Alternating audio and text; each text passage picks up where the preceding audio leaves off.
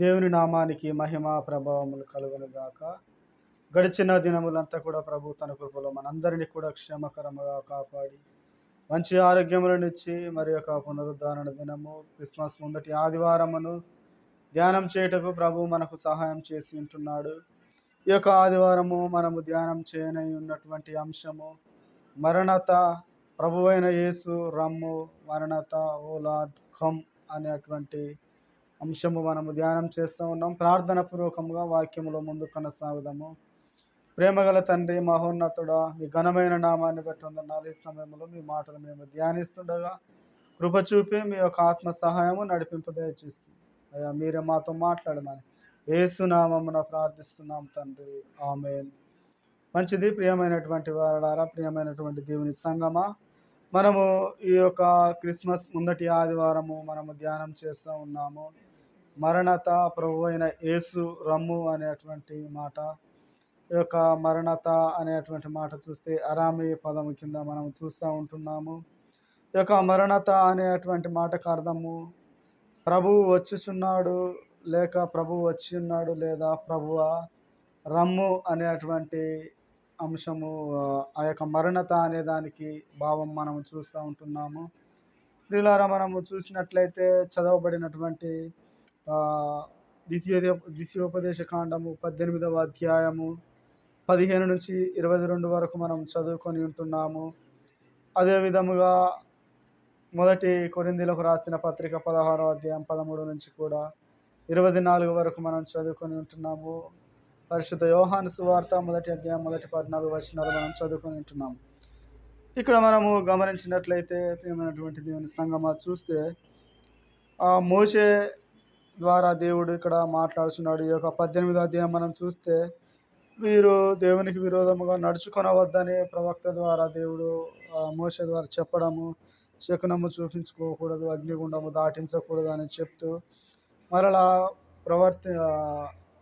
ప్రవక్త ఏ విధముగా ప్రవశించినప్పుడు అది నిజమైన ప్రవక్త గురించి, అబద్ధ ప్రవక్త గురించి మనం అక్కడ చూస్తూ ఉన్నాం ఈ యొక్క అధ్యాయంలో. అయితే మనము చూస్తే ఇక్కడ 15వ వచనం మనం చూస్తే, హేరోబులో ఆ సమాజ దినమున నేను చావకయుండునట్లు మళ్ళీ నా దేవుడైన యెహోవా స్వరము నాకు వినబడకుండును గాక, ఈ గొప్ప అగ్ని నాకు ఇకను కనబడకుండును గాక అని చెప్పితివి. ఆ సమయమున నీ దేవుడైన యెహోవాను నీవు అడిగిన వాటన్నింటి చొప్పున, అంటే మోషే దేవుని యొక్క దర్శనము హేరోబు కొండ మీద చూసినటువంటి నిర్గమాకాండము 3వ అధ్యాయంలో మనం చూడవచ్చు. దేవుడు హేరోబు పర్వతం మీద ఆ యొక్క కొండలో మంట మండుచున్న అగ్నిలో నుంచి ప్రభువు అక్కడ మాట్లాడినటువంటి విధానం మనము చూస్తూ ఉంటున్నాము.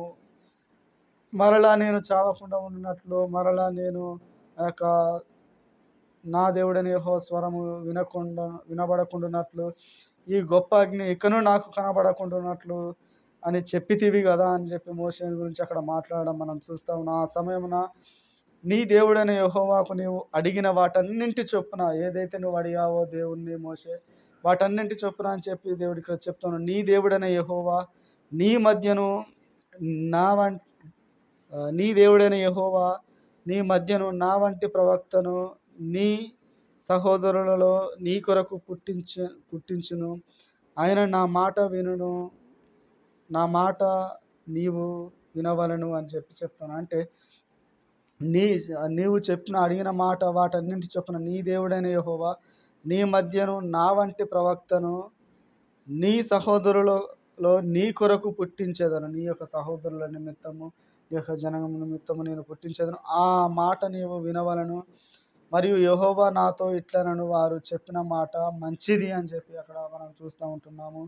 ఇక మనము మత్తయి సువార్తలో చూడవచ్చు 21:11, లేదా లూకా సువార్త 7వ అధ్యాయం 16వ వచనం. అంటే ప్రవక్త గురించి ఇక్కడ ఈ యొక్క ప్రవచనము అక్కడ నెరవేరిన దాని గురించి మనము చూడవచ్చు. ఇంకా ముందుకు చూద్దాం. మనం 18వ వచనములో వారి సహోదరులలో నుండి నీ వంటి ప్రవక్తను వారి కొరకు పుట్టించేదను.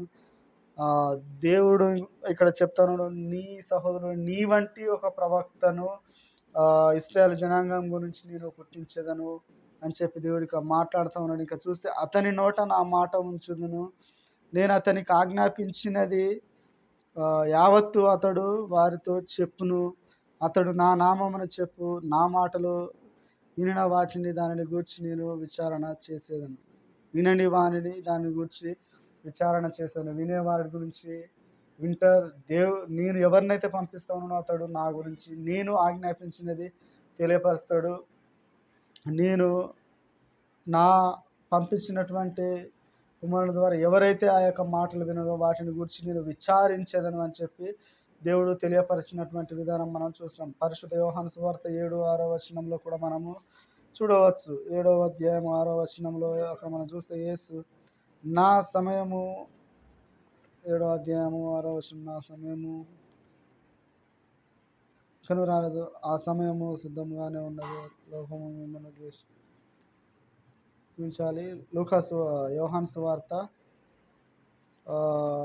12వ అధ్యాయం 49వ వచనము మనం చూస్తే ఒకసారి చూద్దాం. 12వ అధ్యాయము 49వ వచనము. ఏలయనగా నా అంతటా నేను మాట్లాడటం లేదు, నేను ఏమనవలనో ఏమి మాట్లాడవలనో దానిని గూర్చి నన్ను పంపిన తండ్రియే నాకు ఆజ్ఞాపించి ఉన్నాడు అని చెప్పి ఇక్కడ యేసు ప్రభువారు అక్కడ ఉండినటువంటి ఆ యొక్క యూదులతో మాట్లాడినటువంటి విధానం మనము చూస్తూ ఉంటున్నాం.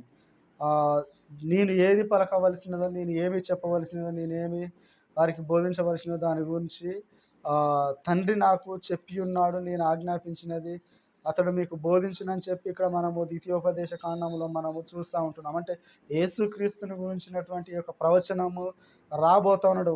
మరణత అనే దానికి ప్రభు అయిన యేసు రమ్ము అని చెప్పి మనం అంశం చూస్తున్నాం. రమ్ము అంటే ఎదురు చూడడం ఇక్కడ మనము చూస్తూ ఉన్నాం. ఈ యొక్క ద్వితీయోపదేశ కాండంలో ఇక్కడ ప్రవక్త మోషే ద్వారా దేవుడు మాట్లాడినటువంటి విధానం మనము చూస్తూ ఉన్నాం. ఇంకా యోహాను సువార్త 4వ అధ్యాయం 25వ వచనంలో కూడా మనము చూస్తే ఆయన ఇక్కడ చూస్తే ఆ స్త్రీ ఆయనతో క్రీస్తనబడిన మెస్సయ్య వచ్చినని మేము ఎరుగుదాము, ఆయన వచ్చినప్పుడు మాకు ఆ సమస్తమును తెలియజేయనని చెప్పగా, అంటే దేవుడు వస్తాడు, ఆయన గురించి ప్రవచనాలు ముందుగానే ఉన్నాయి, ఆయన వచ్చినప్పుడు మాకు సమస్తమును తెలియజేస్తాడని మేము ధర్మశాస్త్రం ముందు నేర్చుకుని విని ఉన్నామని చెప్పి ఇక్కడ మాట్లాడినటువంటి మాటలు కూడా మనం చూస్తాం. 5వ అధ్యాయము ఇంకా చూస్తే 45-47 వచనం కూడా మనము చూద్దాం ఒకసారి. యోహాను సువార్త 5వ అధ్యాయం 45-47 వరకు మనం చూద్దాము. మీరు ఆశ్రయించున్న మోషే మీ మీద నేరము మోపును, అతడు నన్ను గూర్చి వ్రాసెను గనుక మీరు మోషేను నమ్మినట్లయిన నన్నును నమ్ముదురు. మీరు అతని లేఖనములను నమ్మిన ఎడల నా మాటలను ఎలాగూ నమ్ముదురనను. అతని లేఖనములను నమ్మిన ఎడల నా మాటలను ఎలాగూ నమ్మెదరని చెప్పి ఇక్కడ మనము చెప్పినటువంటి విషయం మనము చూస్తూ ఉంటున్నాం. అంటే దేవుడు ఇక్కడ మోషే ద్వారా రాబోయే అటువంటి ప్రవక్త గురించి యేసుక్రీస్తు ప్రభు వారి గురించి చెప్తున్నాడు. అందుకని ఇక్కడ ఏమని చెప్తున్నాడు అంటే, వారి సహోదరులలో నుండి నీ వంటి ప్రవక్తను మోషే ఏ విధముగా అయితే బోధించాడు, ఏ విధముగా తెలియపరిచాడు, ఏ విధంగా ధర్మశాస్త్రమును దేవుడు వ్రాయించాడు, అటువంటి ఒక ప్రవక్తను నేను మీ మధ్యలో నుంచి పుట్టిస్తాను, వారి కొరకు పుట్టించదును, అతని నోట నా మాట నుంచుదును. మోషే నోటిలో దేవుడు ఏ విధముగా మాట నుంచి ఏ విధముగా ఈ యొక్క ధర్మశాస్త్ర గ్రంథము రాయడానికి దేవుడు కృప చూపించున్నాడు, అలాగే నేను పంపించేదను, మీ యొక్క సహోదరుల్లో ప్రవక్తను వారి కొరకు పుట్టించేదను, అతని నోట నా మాటలు ఉంచేదను. అంటే యేసుక్రీస్తు ప్రభు వారి యొక్క నోట నా మాటలు ఉంచేదను, నేను అతనికి ఆజ్ఞాపించినది యావత్ అతడు వారితో చెప్పిన. నేను ఏదైతే చెప్తున్నానో, ఏదైతే బోధించమని ప్రభువుకు నేను తెలియపరుస్తున్నానో అతడు సమస్తమును మీకు బోధించునని చెప్పి మోషే ద్వారా దేవుడు ముందుగానే ఇక్కడ బయలుపరిచినటువంటి విధానం మనం చూస్తాం. మోషే జన్మించినప్పుడు అక్కడ శిశువులను చంపివేస్తున్నారు, యేసుక్రీస్తు ప్రభువారు జన్మించినప్పుడు చంపివేస్తూ ఉంటున్నారు. మోషే ధర్మశాస్త్ర విధులు ఆ యొక్క నియమ నిబంధనలు తెలియపరుస్తున్నాడు. అదే విధముగా యేసుక్రీస్తు ప్రభువారు కూడా వచ్చి ధర్మశాస్త్రం గురించి మానవులు పాపములో మగ్గిపోతున్నటువంటి సమయంలో వారి యొక్క పాపపు సంఖ్యలను తెంపివేయడానికి ఆయన వచ్చినటువంటి వాడిగా ఉంటున్నాడు. ఇంకా మనము చూస్తే ఆహ్, నా అంతట నేనేమి చెప్పుటలేదు గానీ నా తండ్రి చిత్తమును నేను చేయుటకు వచ్చియున్నానని ప్రభువారు తెలియపరుస్తున్నాడు. అందుకని ఇక్కడ మనం చూస్తే నే నేనతనికి ఆజ్ఞాపించినది యావత్తు అతడు వారితో చెప్పును. అతడు నా నామమున చెప్పున ఆ మాటలను మాటలను వినని వానిని దాని గూర్చి నేను విచారించేదను అని చెప్పి ప్రభువారు ఇక్కడ చెప్తున్నాడు. ఇంకా మనం చూస్తే ఇక్కడ అబద్ధ ప్రవక్తలను గురించి కూడా మనం చెప్పొచ్చు. ఎవరైతే కొంతమంది ఈ దినములలో అలా జరుగుతాయి, ఇటువంటి కార్యములు జరుగుతవి అని చెప్పి ఎన్నెన్నో కార్యకలాపాలు మనము ఆన్‌లైన్‌లో లేదా లైవ్‌లో కూడా మనము వీక్షించేటువంటి వారంగా ఉంటున్నాము. ఇక్కడ చూస్తే కొన్ని అబద్ధ ప్రవక్తలు వారు ఎటువంటి వారు అని చెప్పి మీరు తెలుసుకోవాలని, మీరు వారిని ఐడెంటిఫై చేయాలని మీరు ఒకవేళ అనుకున్నట్లయితే, మరియు ఏదో ఒక మాట యెహోవా చెప్పినది, ఏ మాట యెహోవా చెప్పినది, ఏది చెప్పినది కాదని మేము ఎట్లా తెలుసుకోవాలనని మీరు అనుకుని యెడల ప్రవక్త యెహోవా నామమున చెప్పినప్పుడు ఆ మాట జరగకపోయిన యెడల, ఎన్నడూను నెరవేరకపోయిన యెడలను అది యెహోవా చెప్పిన మాట కాదు. ఆ ప్రవక్త అహంకారముతోనే దానిని చెప్పును గనుక దానిని యందు మీరు భయపడవద్దు అని చెప్పి ఇక్కడ చెప్తా ఉన్నాడు. ప్రవక్త చెప్పిన మాట ఎప్పటికీ కూడా నెరవేరుతది. వారు ఒక అహంకారంతో వారి యొక్క స్వ ఆలోచనలతో చెప్పినట్లయితే అది నెరవేరదు. అది మంచిది కాదని చెప్పి ఇక్కడ అబద్ధ ప్రవక్తను గురించి మీరు తెలుసుకోవచ్చు అని చెప్పి ప్రభువారు తెలియపరుస్తూ ఉంటున్నారు. అంటే రాబోయేటువంటి ప్రభువుని గూర్చి ఇక్కడ మీ మధ్యలో నీ వంటి ఒక ప్రవక్తను మీ సహోదరుల కొరకు నేను పుట్టించదనని మోషేని గూర్చి అక్కడ మాట్లాడుతూ, మోషే వంటి ప్రవక్తను నేను పంపిస్తానని చెప్పి ప్రభువారు ఇక్కడ తండ్రి అయిన దేవుడు ఇక్కడ చెప్పబడినటువంటి విధానం మనము చూస్తూ ఉన్నాము. అంటే మరణత అనే మాటకు మనం అర్థం చూస్తే ప్రభువా రమ్ము అని చెప్పి వీరు ఇక్కడ ఎదురు చూసినటువంటి వారుగా ఉంటున్నారు. మనం ఇంకా చదవబడినటువంటి ఈ యొక్క పత్రికా పాఠంలో కూడా మనము చూద్దాము. అపోస్తలుడైన పౌలు గారు మన కొరింథీయులకు రాసిన పత్రిక 16వ అధ్యాయము 13 నుంచి కూడా మనము చూస్తే, మీరు మెలకువగా ఉండుడి, విశ్వాసమందు నిలకడగా ఉండుడి, పౌరుషము గలవారై ఉండుడి, బలవంతులై ఉండుడి, మీరు చేయు కార్యములన్నీ ప్రేమతో చేయుడని చెప్పి పౌలు గారు కొరింథీలో ఉన్నటువంటి వారితో మాట్లాడుతూ చెప్తున్నారు. మెలకువ కలిగి మీరు ఉండండి. ఎవరో ఎటు చెప్పినా మీరు అటువైపు మీరు తిరగకూడదు. ఇదిగో ప్రభువు రేపు వస్తున్నాడు లేదా ఎల్లుండే వస్తూ ఉన్నాడు అని చెప్పి ఎవరు ఎన్ని మాటలు చెప్పినా మీరు నమ్మకండి. అంటే వాక్యము మీకు ఏమి చెప్తా ఉన్నది, వాక్యాన్ని బట్టి మీరు నడుచుకోండి అని చెప్పి ఇక్కడ మనం చూస్తూ ఉంటున్నాం. ఇంకా చూస్తే కొంతమంది అయితే ప్రజలను భయభ్రాంతులకు గురి చేయడము మనము చూస్తూ ఉంటున్నాము. అంటే అలా కాకుండా మీరు మెలకువగా ఉండంటే మీరు ప్రార్థన పూర్వకముగా మీరు ఉండండి, విశ్వాసములో నిలకడగా ఉండండి అని చెప్పి చెప్తా ఉన్నాను. ఇంకా చూస్తే విశ్వాసమందు నిలకడగా ఉండుడి, మీరు చంచల మనస్కులై ఎంత మాత్రం కూడా ఉండదు, నిలకడగా ఉండండి అని చెప్తున్నాను. పౌరుషము గలవారే ఉండండి. పౌరుషము గలవారంటే భక్తిలో పౌరుషము గలవారే ఉండండి, కానీ అపవాది ప్రేరేపించే వాటికి మీరు పౌరుషం గలవారిగా ఉండకూడదు అని చెప్పి పౌలు గారు ఇక్కడ చెప్తున్నారు. పౌరుషం గలవారే బలవంతులై ఉండి, మీరు చేయి ప్రతి కార్యములన్నీ కూడా ప్రేమతో చేయండి, ప్రేమపూర్వకంగా చేయండి అని కొరింథీలో ఉన్నటువంటి వారికి పౌలు గారు తెలియపరుస్తామని చెప్తాను. ఇంకా కొన్ని ఇక్కడ నుంచి 15వ వచనం కాంచి 100వ వచనములు చెప్తూ, స్తెఫను ఇంటి వారు అకయ ప్రథమ ఫలమై ఉన్నారనియో, వారు పరిశుద్ధులకు పరిచర్య చేయుటకు తమను తాము అప్పగించుకొని ఉన్నారని మీకు తెలియను. కాబట్టి సహోదరులారా, అట్టి వారికి పనిలో సహాయం చేయుచు ప్రయాసపడుచు ఉండు వారందరికీ మీరు విధేయులై ఉండవలనని మిమ్మల్ని బతిమాలుకొనుచున్నానని చెప్పి వీరు ప్రభువు యొక్క పనిలో వీరు తమను తామే అప్పగించుకొని ఉన్నారని మీకు తెలుసు. ఎవరు? స్తెఫను, అకయ, వీరు ప్రథమ ఫలముగా ముందుగా ఉండినటువంటి వీరు వారి యొక్క ప్రభు పనికి వారిని వారు అప్పగించుకుంటున్నారు. కాబట్టి సహోదరులారా, అట్టి వారికి ఎవరైతే ప్రభు యొక్క పని చేస్తున్నారో, ఎవరైతే ప్రభు కార్యములను ముందుకు తీసుకువెళ్తున్నారో అట్టి వారికి మీరు పనిలో సహాయం చేయొచ్చు, ప్రయాసపడుచు ఉండు వారందరికీ మీరు విధేయులై, మీరు అనుకోగలిగే విధేయులై మీరు ఉండవాలని మిమ్మల్ని బతిమాలుకొనుచున్నానని పౌలు గారు వారితో మాట్లాడుతూ తెలియపరుస్తూ ఉంటున్నాడు.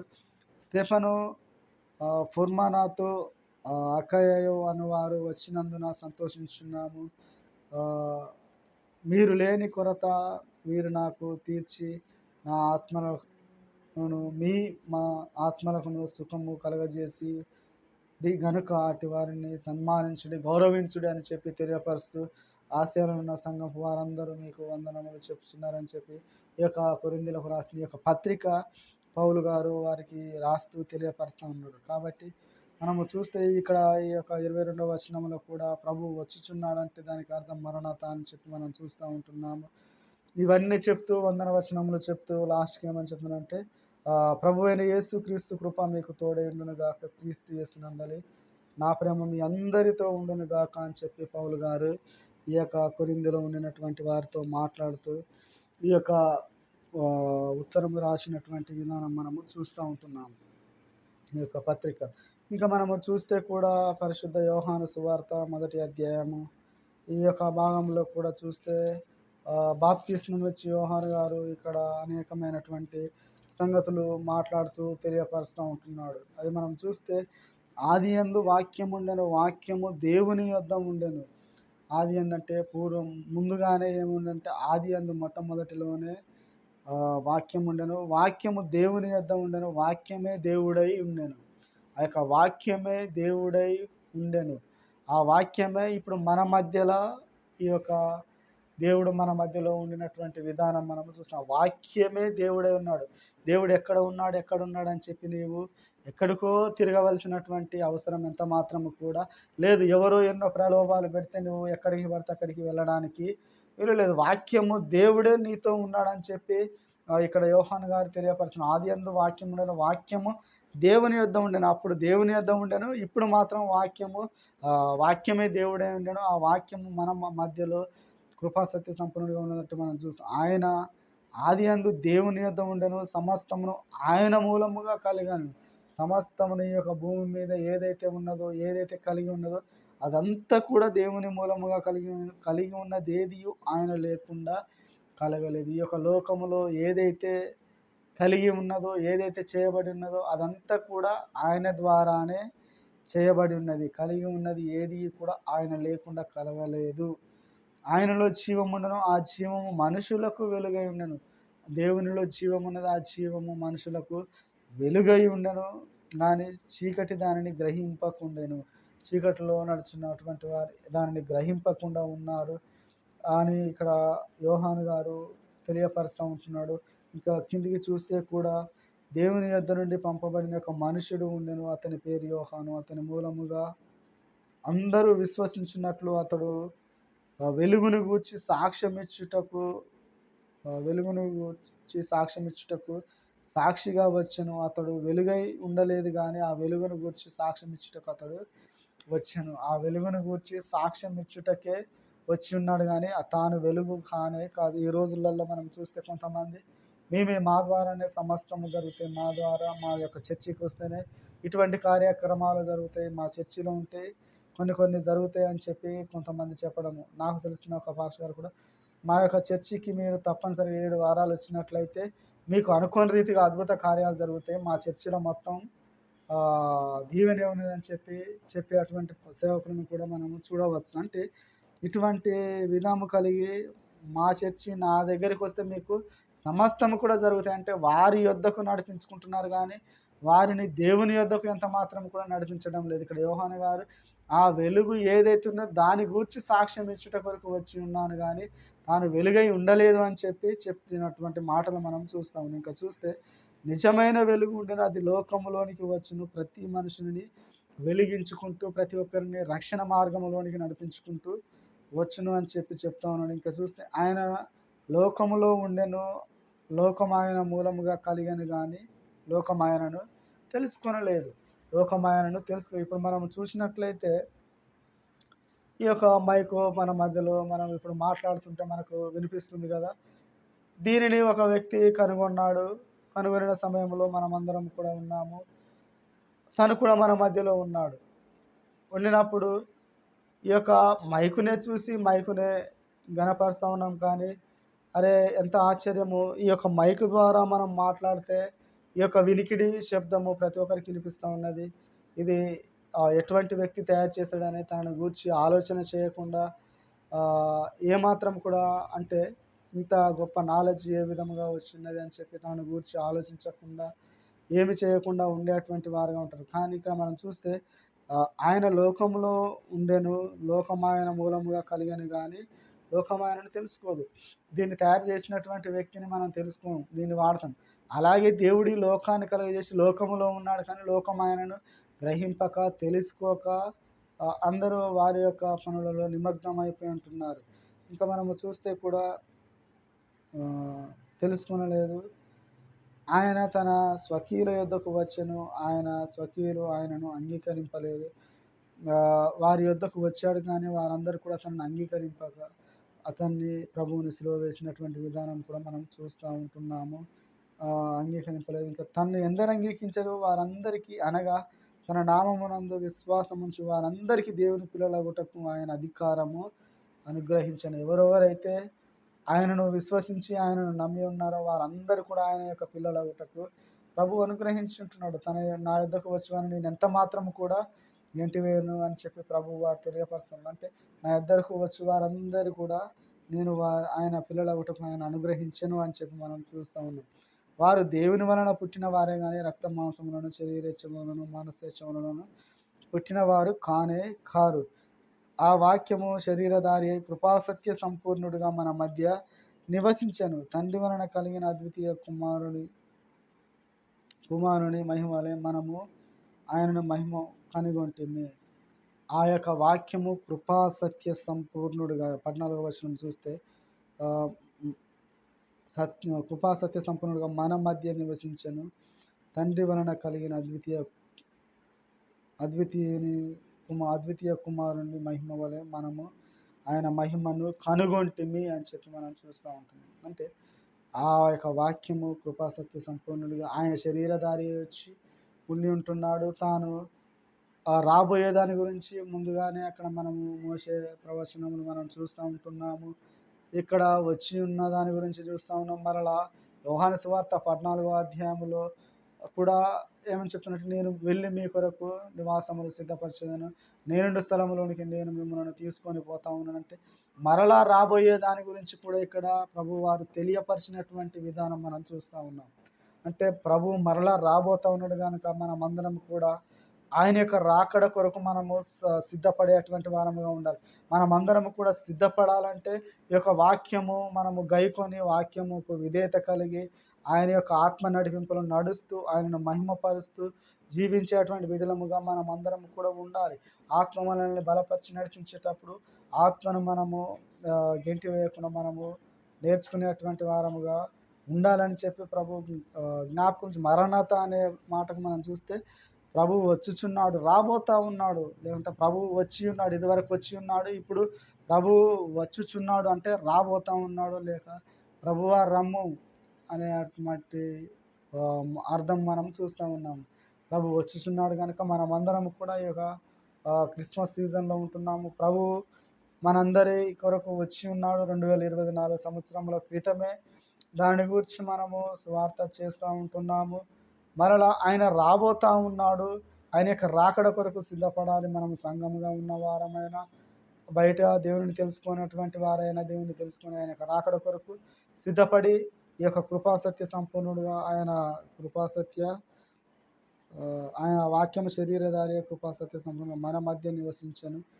ఆ రోజు నివసించాడు. ఈ రోజు కూడా వాక్యం ద్వారా మనతో నివసిస్తూ ఉంటున్న వాక్యమును గాయకొని ఆయనను మహిమపరిచేటువంటి బిడ్డలముగా ఆయన రాకడకు సిద్ధపడి ఉండేటువంటి బిడ్డలముగా పరిశుద్ధాత్మ దేవుడు మనందరికీ కృపానుగ్రహించును గాక. ఆమేన్.